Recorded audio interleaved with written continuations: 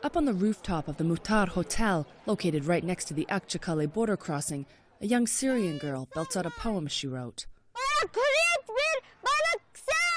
I want my land, I want my school, I want my home back, she says.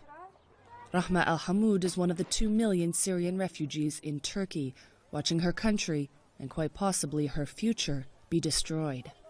Earlier this week, 18,000 more people from in and around the Syrian town of Tal Abyad crossed into Turkey, while another 3,000 fled the fighting in Iraq. As you can see from this vantage point, Tal Abyad on the Syrian side is only meters away from the Turkish Akçakale border crossing. And it was only a few days ago that thousands of people crashed through this barbed wire fencing, trying to escape the fighting between Kurdish forces and ISIL militants in the small town. Now, while Kurdish forces have risen the flag above Tal Abyad, there are certainly a lot of challenges ahead before any of these refugees can return home.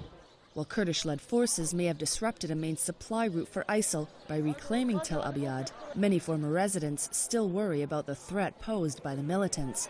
Additionally, the Kurdish forces now in charge of the area have allegedly arrested Arab activists upon their return. Yet some are still taking the risk.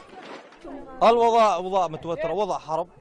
war is over. We don't have problems anymore. It has been going on for 5 years, but God willing, we will return.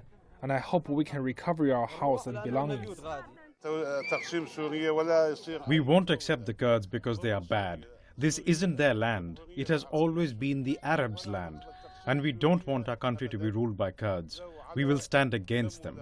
The Turkish government has also voiced concern about the Kurdish victories along its border, saying the Kurds are taking over areas where Arabs and Turkmen were being displaced. Ankara has long accused the Syrian Kurdish forces of being associated with its own Kurdish guerrilla group, the PKK. But for Rahma al-Hamoud and thousands like her, it makes little difference who controls her town, Kurds or Arabs. She just wants to go home. Natalie Carney for CCTV along the Turkey-Syria border.